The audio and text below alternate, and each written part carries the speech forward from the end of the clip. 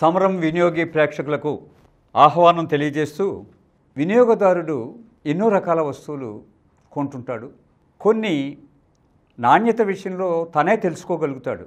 ఒక పెన్ను ఉంటే అది సరిగా రాస్తుందా లేదా అని ఒక కాగితం మీద రాసి చూసుకుంటాం, సులువే అది. అలాగే మనకి పెర్ఫ్యూమ్ లాంటివి కొనాలంటే అవి వెదజల్లే సువాసన బట్టి కొంటాం కాబట్టి ఎవరిష్టం ప్రకారం వాళ్ళు చేస్తారు. సబ్బు విషయంలోకి వచ్చేటప్పటికి అది కూడా వాసన మీదే నిర్ణయిస్తున్నాం, కానీ అది తప్పు. సబ్బుకి బరువు ఉంది, సబ్బుకి ధర ఉంది. ఆ రెండు మాత్రం ఎప్పుడు చూడలేదు మనం. కొన్ని విషయాల్లో అశ్రద్ధ వల్ల చేస్తున్న తప్పులవి, కొన్ని విషయాలు మనకు తెలియవు. ఉదాహరణకు ఒక ల్యాప్టాప్ తీసుకోవాలని అనుకుంటే ఏ రకంగా మీరు దాన్ని క్వాలిటీని టెస్ట్ చేస్తారు? అంచేత తప్పనిసరిగా ఆ కంప్యూటర్ నాలెడ్జ్ బాగా ఉన్నవాళ్ళు, హార్డ్వేర్ సాఫ్ట్వేర్ ఇవన్నీ తెలుసున్న వాళ్ళని తీసుకుని కంప్యూటర్ కొనడానికి వెళ్ళటం మంచిది. ఇక ఆడవారు చీరలు కొనడానికి వెళ్ళినప్పుడు ఏదో ఇద్దరు ముగ్గురు బయలుదేరి ఆ మాల్లో ఈరోజు 50% డిస్కౌంట్ ఉంది, ఈ మాల్లో 70% డిస్కౌంట్ ఉంది అని చెప్పి డిస్కౌంట్లు ఎక్కడెక్కడున్నాయో ఎత్తుక్కుంటూ వెళ్ళి అక్కడ కొనడానికి ప్రయత్నం చేస్తారు.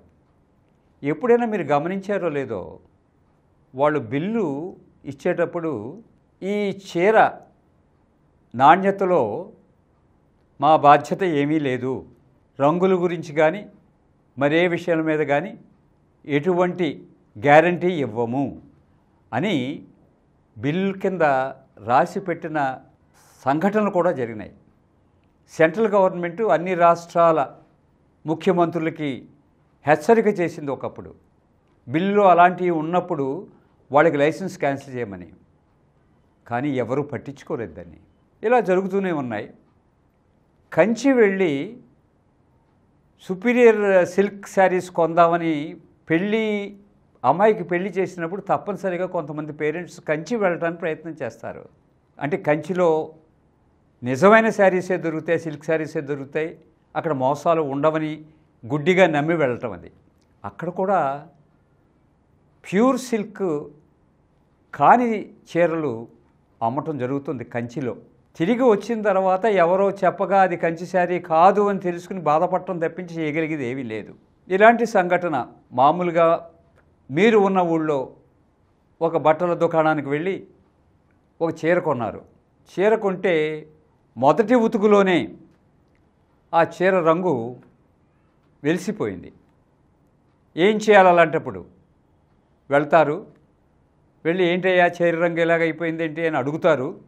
అడిగితే షాప్ వారు ఏమంటారంటే, ఆ రంగుల విషయంలో మాకేం ఉండదండి, ఎవరో తయారు చేసి ఇచ్చారు, అది మీకు అమ్మేము, రంగు మేమేసామా ఏంటని తెలివితేటలుగా మీకు మరీ సమాధానం చెప్పడానికి ప్రయత్నం చేస్తారు.